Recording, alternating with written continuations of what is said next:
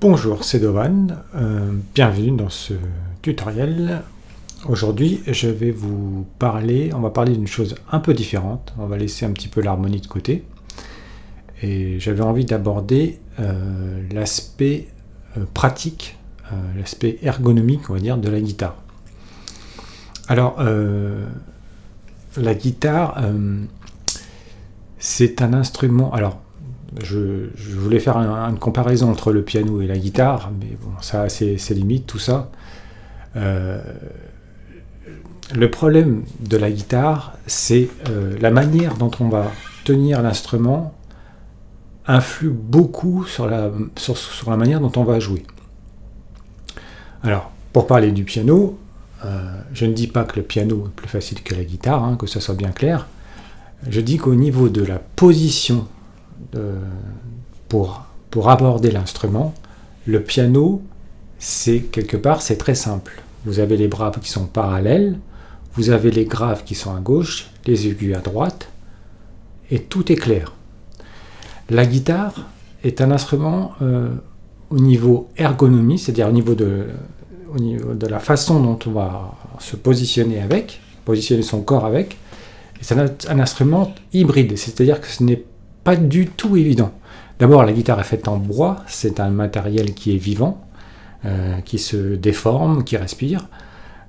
Ensuite, le travail, entre guillemets, sur la position de la main gauche et celui de la main droite, je ne dirais pas qu'ils n'ont rien à voir, mais c'est vraiment deux mondes différents. Aujourd'hui, j'avais envie de parler donc des positions, de la position des mains sur le manche. J'ai surtout parlé de la main droite en fait, parce qu'on n'a pas encore abordé ça.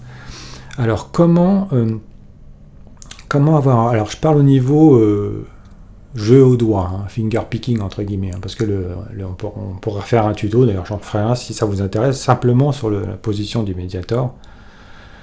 Au niveau des doigts, il faut essayer d'avoir une... Alors d'abord, moi je conseille fortement l'utilisation de la courroie, parce que je sais bien, mais les guitaristes qui jouent avec les manches comme ça, souvent le poignet, bon, il y en a des très forts et tout, mais je sais pas comment, il y en a, bon, je vous raconte même pas ceux qui jouent avec la guitare sur les cuisses là, mais quand on joue comme ça déjà, le poignet n'est pas forcément il est un peu cassé déjà. Donc ce qu'il faut essayer de trouver déjà, c'est un alignement au niveau des poignets.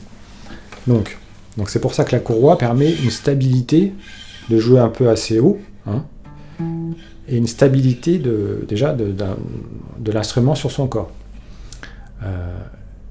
Je ne parlerai pas non plus de la position classique qui demanderait un tuto. Il y en a beaucoup qui existent d'ailleurs, avec la guitare qui est posée, donc les pieds qui sont bien stabilisés, la guitare qui est posée entre les deux cuisses, on voit pas là, mais bon. Et bon, l'avantage de ça, c'est que c'est parfait pour la main gauche. La main droite, bon, elle est bien aussi. Moi, je sais que je n'ai jamais pu m'y faire, parce que au niveau déjà de regarder le coup comme ça, regarder ce qu'on fait, j'ai jamais pu trop m'y faire. Mais bon, c'est un monde, c'est un apprentissage. Évidemment, il y a des virtuoses, il y a des gens qui jouent merveilleusement bien comme ça, et encore une fois, vous savez un peu ce que je pense là-dessus. Je n'encourage je ne peux qu'encourager les guitaristes à regarder l'école classique, la manière dont on travaille la guitare, parce que les plus grands guitaristes, les plus grands musiciens en général, de toute façon, passent par la formation classique, que ce soit en piano, en chant, en guitare, il n'y a pas de secret. Voilà,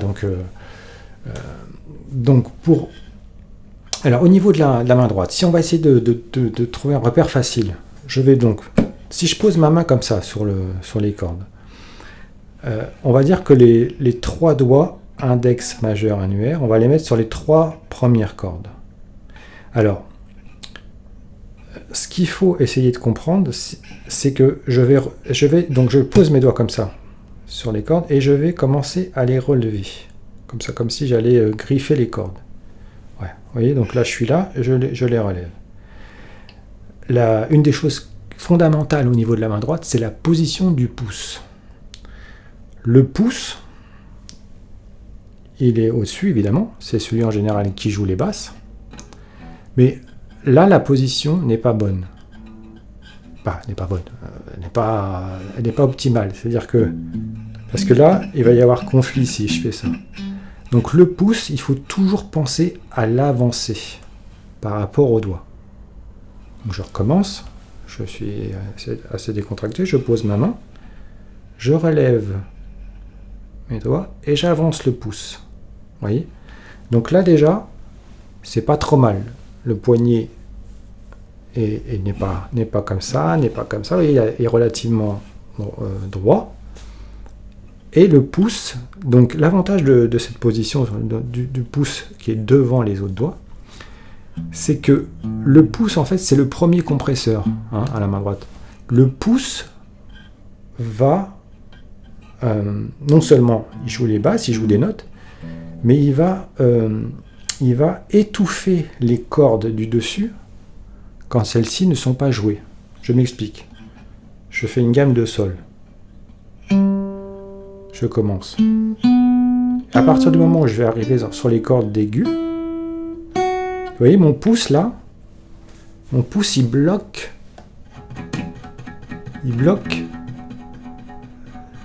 les cordes, le son des cordes du grave. Parce que sinon, si on n'étouffe pas, on appelle ça le palm muting, vous savez bien, si on n'étouffe pas les cordes, on peut vite se retrouver avec des fréquences, des notes qui ne sont pas voulues. Donc le fait d'avoir le pouce devant va déjà permettre un premier contrôle. Là, je suis sur la première corde, et le pouce étouffe toutes les autres en fait. Donc je suis là, et quand je remonte, le pouce remonte, vous voyez, mais toujours en essayant de... en effectuant cet étouffement des cordes qui ne sont pas jouées. Ça, c'est la première chose. La deuxième chose, c'est j'aurais peut-être dû commencer par là, c'est le mouvement même du jeu au doigt. Alors, encore une fois, dans la guitare classique, il y a deux grandes façons de buter une corde ou de jouer une corde. Il y a ce que les Anglais appellent le free stroke, c'est-à-dire celui que moi personnellement je joue. Et il y a l'appugnando, je crois que ça s'appelle le buter. C'est-à-dire qu'on va jouer une corde et on s'appuie sur la corde du dessus pour arrêter. Une position classique en général, et les guitaristes flamenquistes, les guitaristes qui jouent du flamenco donc sont des artistes là-dessus, parce que développent une vélocité qui est très connue. Voilà. Alors au niveau du freestroke, je ne sais plus le nom classique, mes abonnés préférés me le mettront. Donc, si je joue avec l'index, donc le doigt va, donc il se place, il est en dessous. En général, on joue un peu avec l'ongle et un peu avec la chair pour avoir un son ultime. Et donc, je joue ma corde et mon doigt, en fait, va essayer d'atteindre, comme s'il essayait d'atteindre la paume de la main. Vous voyez ? Voilà. Ça, c'est très important parce que moi, je pense toujours à la comparaison du golfeur. Vous savez, vous voyez, le golfeur qui effectue un swing, c'est un peu la même chose. C'est-à-dire qu'il va se positionner, il va donc frapper la balle, et évidemment, le geste continue après, le swing. Vous voyez ? C'est pas le golfeur, il ne s'arrête pas sur la balle. Vous voyez ? Donc c'est un mouvement continu. Là, c'est pareil en fait. On joue la note, mais on va jusqu'au bout.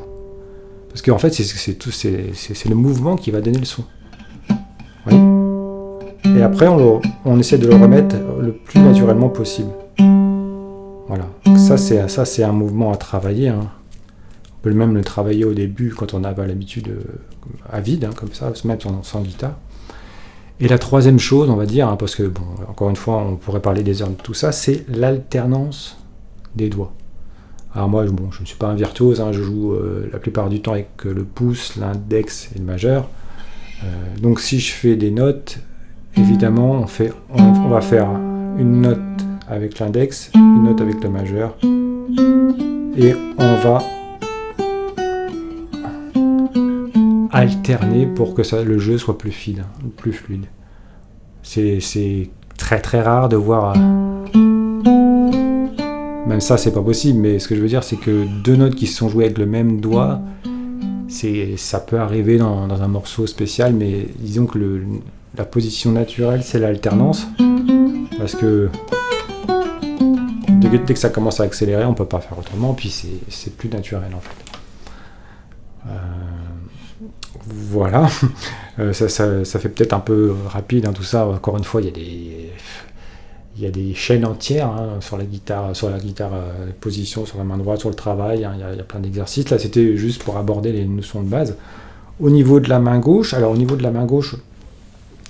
il faut essayer d'avoir le poignet.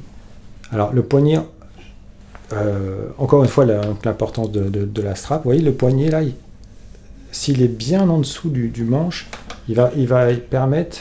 Parce que là, par contre, on doit forcément avoir...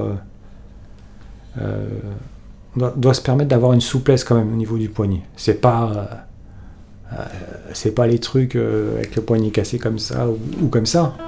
Je suis bien positionné. Alors la position des doigts, il faut essayer de retrouver la position naturelle, hein, des doigts de la main gauche, hein, c'est-à-dire celle qui est comme ça, avec l'index et le petit doigt qui sont comme ça. Et les deux, en fait, il faut essayer de retrouver la position des doigts sur le manche. Et ce qui est très important, c'est la position du pouce. Vous voyez ? Le pouce, encore une fois, la position idéale, c'est à peu près au milieu du manche. Hein. Mais c'est lui qui va influer sur la bonne position de la main gauche. Bon, il y a des grands guitaristes, hein, qui jouent du picking comme ça, qui font les basses comme ça. Bon, il y en a, hein, il y a Tommy Emmanuel, il y a des grands musiciens qui font ça, hein, Birelli le fait aussi. Moi, je suis quand même plutôt pour une position, pour essayer d'adopter quand on peut une position de base, hein, c'est-à-dire avec le pouce à peu près au milieu, qui stabilise bien la main gauche et qui va permettre un travail du corps, hein, de pouvoir carrément bouger le bras en entier.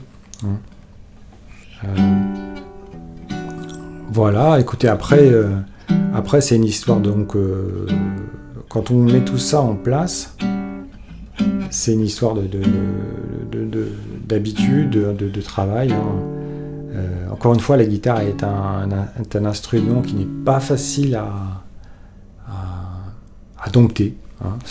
C'est vraiment un drôle d'animal, la guitare. Hein. Pour moi, c'est le plus beau des instruments, mais il faut vraiment prendre du temps, hein, pour s'habituer en fait à son style. Hein. Il y en a qui vont mettre la guitare un peu plus basse, qui vont se passer. Bon, voilà, moi là je vous ai donné aujourd'hui des conseils. J'espère qu'on a bien vu avec la deuxième prise de vue les positions. Des conseils de base, on va dire. Hein. Maintenant, après, le mieux, c'est de regarder aussi les grands. Moi, je sais que je reparlerai de Sylvain Luc, hein, parce que pour moi, Sylvain Luc, c'est vraiment au niveau, en tout cas, de la manière de tenir la guitare, le rapport entre le corps et la guitare, pour moi, c'est la perfection. Hein. Donc, moi, je sais que c'est pas que j'ai beaucoup appris, c'est que j'ai regardé des centaines de fois Sylvain Luc, et peut-être que je tiens un petit peu inconsciemment la guitare, j'essaie de la tenir un peu comme lui, mais parce que je trouve que c'est tellement...